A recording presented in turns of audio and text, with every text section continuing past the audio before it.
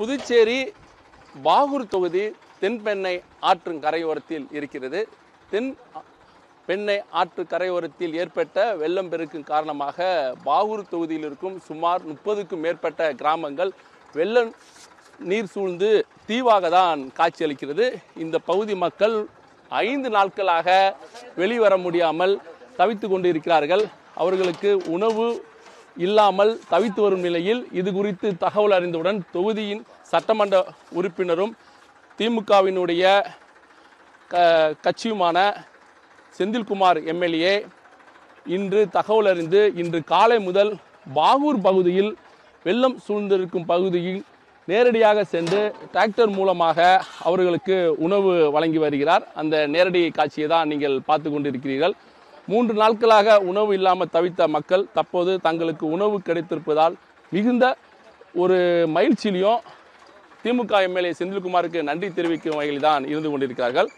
இது மட்டும் இல்லாமல் நாம் இருக்கும் இந்த பெருமாள் நகர் என்பது வெள்ள நீர் சூழ்ந்து ஒரு 6 குளங்கள் போல்தான் காட்சி அளித்து கொண்டிருக்கிறது. அந்த காட்சியை நீங்கள் பார்க்கலாம். பெருமாள் நகர் பகுதியில் ஒரு குடும்பத்தினர் 3 நாட்களாக வெளிவர முடியாமல் தவித்துக் கொண்டிருக்கிறார்கள். அவரது குடும்பத்தினுடைய உறவினர் நெல்லிக்குப்பத்தில் இறந்துவிட்டார். அவருடைய இறப்பு நிகழ்ச்சிக்கு போக வேண்டும், எங்களை எப்படியாவது காப்பாற்றுங்கள் என்று திமுக எம்எல்ஏ செந்தில்குமாருக்கு அவர்கள் தகவல் தெரிவித்தனர். இதை எடுத்து அவர் டிராக்டர் மூலம் நேரடியாகவே களத்தில் இறங்கி பெருமாள் நகருக்கு மழைநீர் சூழ்ந்திருக்கும் பகுதிக்கு வந்து அந்த குடும்பத்தினரை காப்பாற்றி தற்போதும் அவர் பாகூர் பகுதிக்கு அழைத்து சென்று கொண்டிருக்கிறார்.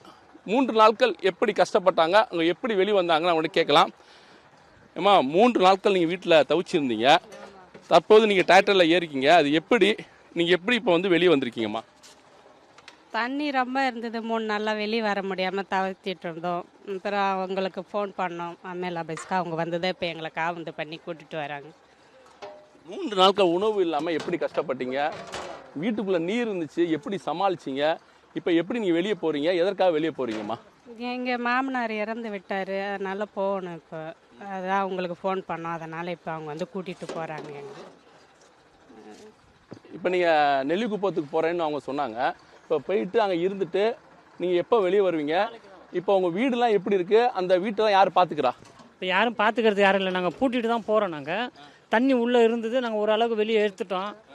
தண்ணி நிறையவே இருந்தது, எல்லாத்தையும் எடுத்துட்டோம். ஆனால் இப்போ ஓரளவு தண்ணி இல்லாமல் இருக்குது, ஊட்டிட்டு போய் ஆகணுன்றதுக்காக நாங்கள் கிளம்புறோம். இப்போ நாங்கள் பெருமாள் நகர் பகுதியில் இந்த அதிக அளவு தண்ணீர் சூழ்வதற்கு என்ன காரணம்? ஏரியா கொஞ்சம் பள்ளமான ஏரியா, அது வேறு ஒன்றும் இல்லை. அதில் மீதெல்லாம் நல்லா தான் இருக்குது. தண்ணி வரும்போது இந்த 3 நாட்கள் தேங்கி இருந்துச்சு. அப்போ நீங்கள் எப்படி சமாளிச்சிங்க அந்த உங்கள் 3 நாளும்? உள்ளே தான் இருந்தோம் நாங்கள், வெளியில் வர முடியல, உள்ளே தான் இருந்தோம். நாங்கள் ஏதோ இருந்துக்கிட்டு 3 நாளாக சமாளிச்சிட்டோம். இன்றைக்கி அது அர்ஜென்ட்டாக போகணுன்றதுக்காக நாங்கள் ஒரு இது பண்ணி இப்போ ஃபோன் பண்ணோம். உடனே எமர்ஜென்சியாக வந்து கூட்டின்னு போகிறாங்க எங்களை. 3 நாட்களாக நாங்கள் வெளிவருவதற்கு பல்வேறு முயற்சிகளை மேற்கொண்டோம். ஆனால் எந்தவித முயற்சியும் பலன் அளிக்கவில்லை. தற்போது சட்டமன்ற உறுப்பினருக்கு தகவல் தெரிவித்த உடனே அவர் வந்து மீட்டு கொண்டு போயினாங்கன்னு சொன்னாங்க. அது பாகூர் தொகுதின்றது வந்து புதுச்சேரியில் மழை பாதிப்பு, தென்பெண்ணை ஆற்று வெள்ளப்பெருக்கு காரணமாக மிகவும் என்றதை விட மோசமாகவே தான் பாதிக்கப்பட்டு என்ற சொல்லக்கூடிய சூழ்நிலை இருக்குது. காலை முதல் நாம் இங்கு தான் முகாமிட்டு கள நிலவரங்களை தொடர்ச்சியாக தெரிவித்து வருகிறோம். பாகூர் தொகுதியுடைய நிலவரம் குறித்து திமுக சட்டமன்ற உறுப்பினர் செந்தில்குமாரிடம் கேட்கலாம். சார் வணக்கம். சார் வணக்கம். இந்த தென்பெண்ணை ஆற்று வெள்ளப்பெருக்கம், பெஞ்சன் புயல் காரணமாக வந்து பாகூர் தொகுதி முற்றிலுமாக பாதிக்கப்பட்டிருக்கு.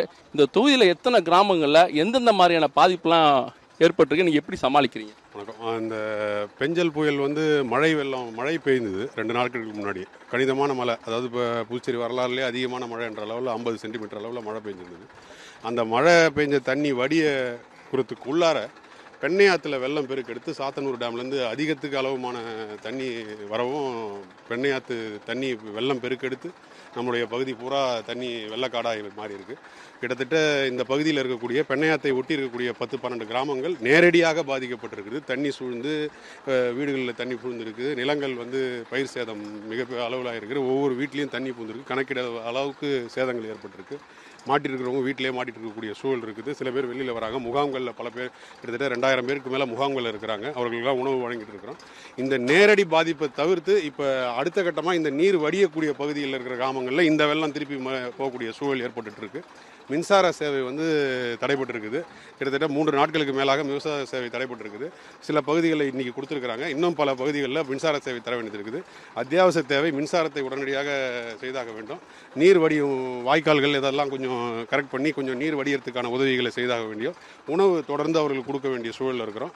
ஆனால் பெரிய சேதத்தை இந்த பகுதியில் நாம் சந்திச்சிருக்கிறோம். இது ஒரு மிகப்பெரிய சேதம், இழப்பாக இருக்குது. அந்த பெருமாள் நகரில் மிகவும் பள்ளமான பகுதி, அங்கே 3 நாளாக சிக்கி தவிர்த்தவங்களை மீட்டு கூட்டு வரீங்க. இதே மாதிரி எந்தெந்த பகுதியில் பாதிக்கப்பட்டவங்க அதிகமாக இருக்காங்க, அவங்களாம் எந்த மாதிரி மீட்பு நடவடிக்கையில் நீங்கள் இறங்கியிருக்கீங்க? இது நேற்றுலேருந்தே மீட்பு நடவடிக்கை ஸ்டார்ட் பண்ணியிருக்கு.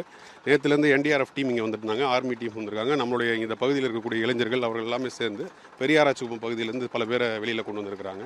குமுதாமேடு பகுதியிலேருந்து பல பேரை வெளியில் கொண்டு வந்திருக்கிறாங்க. இருளஞ்சந்தை பகுதியிலேருந்து பல பேர் வெளில வந்திருக்காங்க. புறாந்தட்டி என்ற பகுதியில் இருளல் வாழ பகுதியில் இருக்க அவங்கள எவாக்குவேட் பண்ணி கொண்டு வந்திருக்காங்க. தொடர்ந்து நேற்றிலேருந்தே மீட்பு நடவடிக்கை நடந்து கொண்டு இருக்குது. சில பகுதிகளில் இது அறிவிப்பு இல்லாமல் தண்ணி அவங்க முன்னெச்சரிக்கை பண்ணுறதுக்கு முன்னாடியே உள்ளர தண்ணி வந்து போச்சு. அதுலேருந்து வெளியில் வர முடியல. சில பேர் அவர்கள் வீடு கொஞ்சம் உயரமான பகுதியில் இருந்தனால அங்கேயே இருந்துட்டாங்க, வீட்டை விட்டு வர வேணாம் அப்படின்ற அடிப்படையில். அது அத்தியாவசிய தேவை இருக்கவங்க வர போகிறாங்க. இப்போ உங்கள் வீட்டில் ஒரு துக்க நிகழ்ச்சின்றதுனால வரணும் அப்படின்னு சொல்லி கேட்டதுனால நம்ம இங்கே பகுதியில் இருக்கக்கூடிய இளைஞர்களோடு சேர்ந்து வந்து இவங்களை மீட்டு கொண்டு போகிறோம்.